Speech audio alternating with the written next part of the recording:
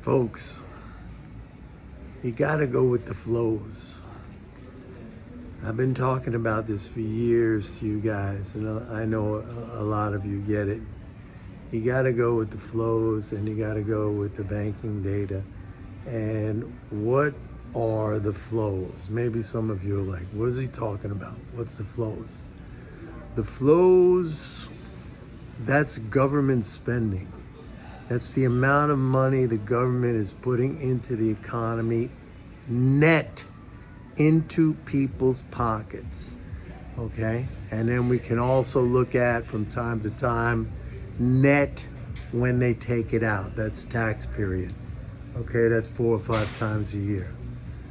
We're coming into right now, actually, if you want me to be very specific, we're coming into a net positive flow on May 15th with a quarterly tax payment, which the government will add like a 50 billion in,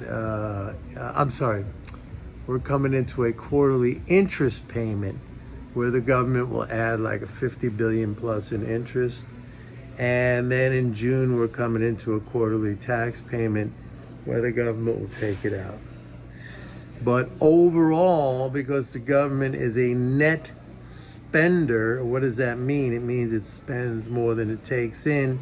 It adds to the financial balances of the economy, and that, that's a positive thing. If that wasn't happening, then either we would have to become an export-based country, which we are not. I mean, we do export. I think we are probably the biggest exporter in the world, but we are a net importer. In other words, we import more than we export.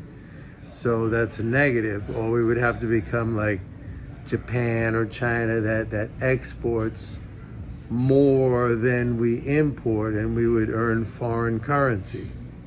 That would be our net savings. It would be foreign currency. So it's not that hard to understand. It's not that hard to understand. You just have to know when these, in our monetary cycle, there's basically 4 times a year where we have a drain, obviously April 15th, and then the quarterly tax payments, and then we have the quarterly interest payments. But overall, the government is a net spender, which means it is adding to the financial balances of the economy. And that's like, I've always said, it's like filling up the swimming pool. The only, if you want to be technical about it, if you want to have a discussion about it, it could be the rate of how fast or how slow the swimming pool is getting filled up.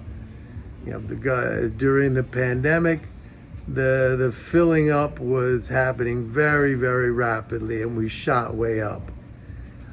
It slowed down, so now it's much, much slower, and it's like a trickle, but it's a positive. It's still a positive. You can't go against that. You can't go against that. It's like gravity. It's like a force. I mean, it's just like, if it's a net positive, doesn't make any sense to go against that. You can go against that during certain periods where there's going to be a tax drain, like coming up April 15th, stuff like that. We passed April 15th. We're talking about June 15th. And again, I'm going to mention the debt ceiling, because the debt ceiling, this is a key thing, because this keeps popping up as a political, I can't even call it a political football right now. Like, this is political dynamite. This is political nitroglycerin. This is political nuclear war. Like, if they really go into a hard debt ceiling right now, where we are limited to the amount of taxes that come in, which would decide how the government can spend, then we literally go into a vicious cycle downward. I mean, I cannot even emphasize or overemphasize the negative impact of that. I mean, we would literally change, it would change our country fundamentally. Like we would become like Greece or some country that relies on tourism and exports. And it means tourism, yes, nice. It's always nice that we have tourists coming here.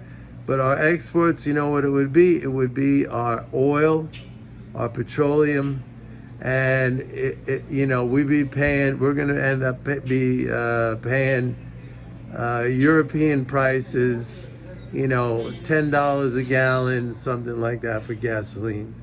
If that, maybe even more, because we have a big trade deficit, and people think trade deficits are bad. Trade deficits are good. Trade deficits are good because we give them the money, our paper money, and we get all the product.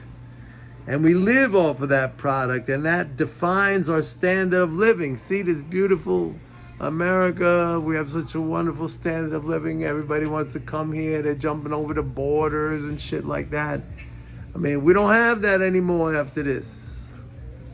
If that happens, okay? So if that's what they want to do, well, we'll know because they're going to tell us, and we'll know what happens. I personally don't believe they're going to do it.